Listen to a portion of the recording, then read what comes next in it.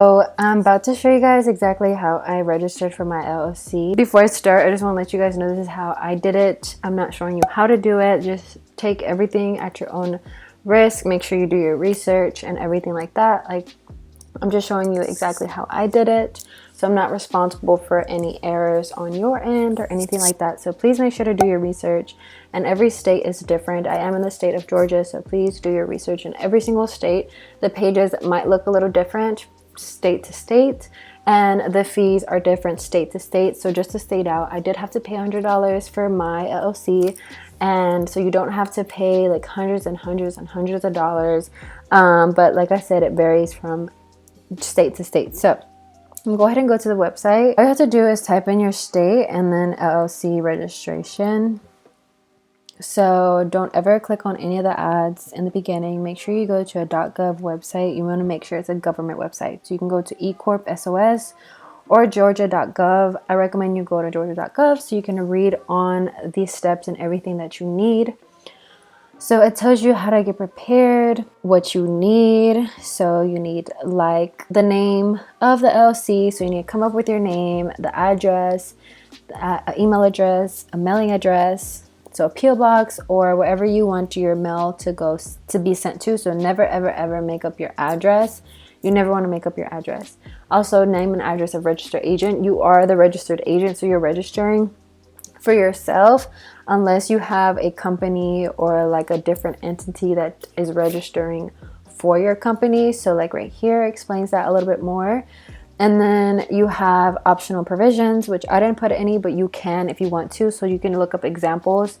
So if you want to look up examples of optional provisions, just type in optional provisions LLC, and then you can read on it. So I went to this first website, and you can listen to videos and stuff like that if you want to, but I did not have to do that for myself. But I will show you guys exactly where exactly you would have to put all this information.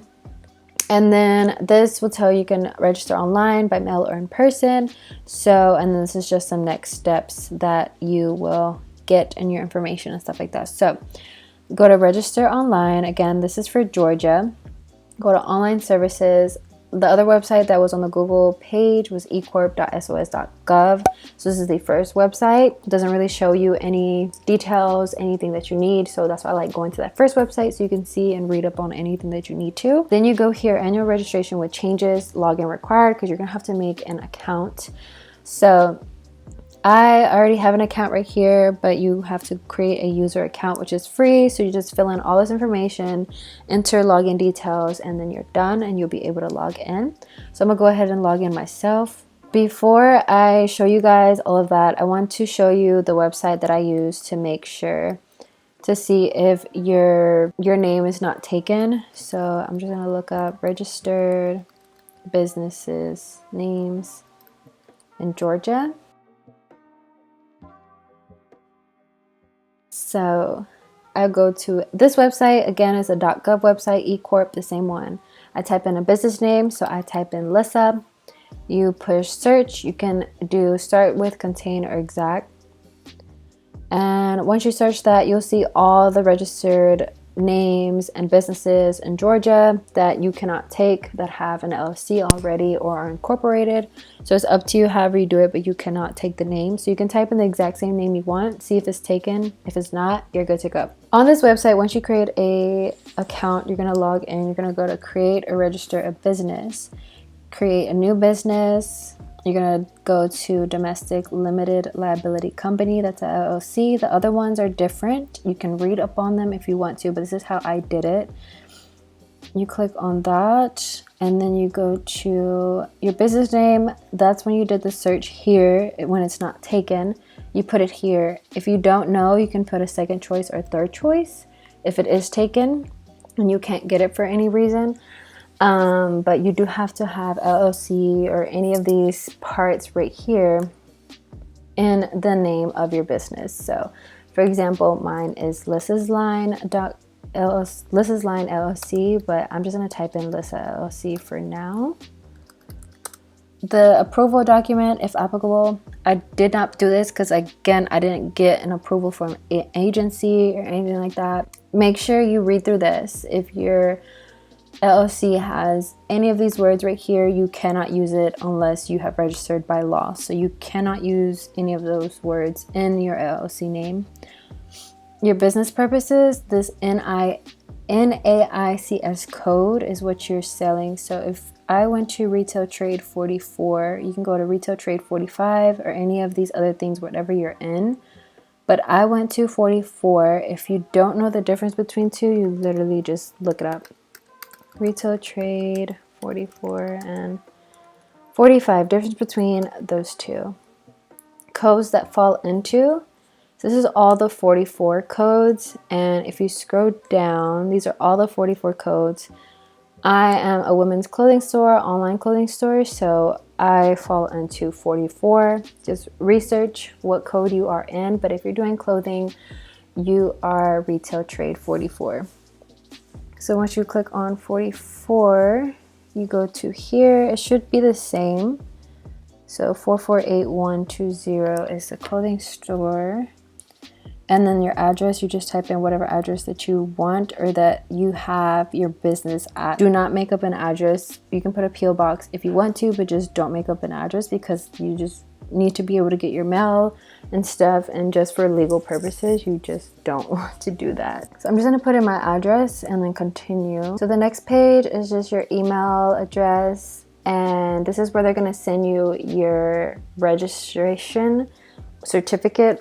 As soon as you get approved from the state with the LLC, you will get that in your email address, and make sure you put an email that you can get to. For registered agent information, you are the registered agent, you're the organizer. If you have more than one people, you put them all in here, so you just click on this add button right here at the bottom. But I just put in my same information here. And then optional provisions is what I was talking about earlier. So this is the optional things that you can put in. You can read about them, but for me personally, I did not put anything because it's just me under my business. So you're gonna check here about the e-sign. This is the date.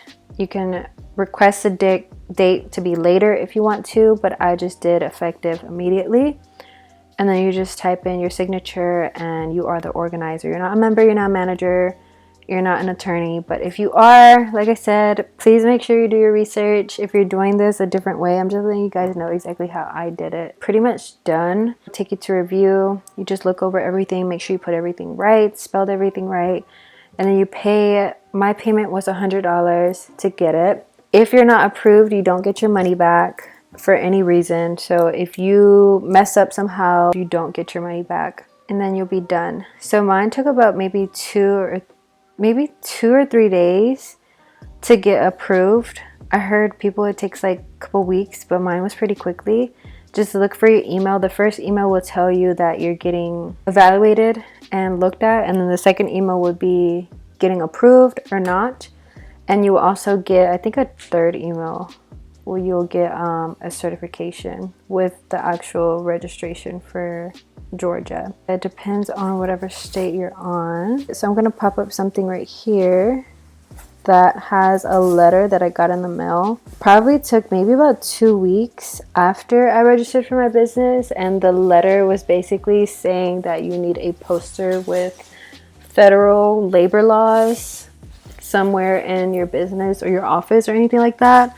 Make sure you do that and look into that, but they will email you or send it to you to the address you put in when you register for your LLC, and you need to make sure you pay that because you could get fined a lot of money and you don't want that. So for example, if I were to grow my business and hire a bunch of people, and whether that be one person or like 1,000 people, I would have to have that poster somewhere in the office, the warehouse, or wherever the workspace is where my employees work at.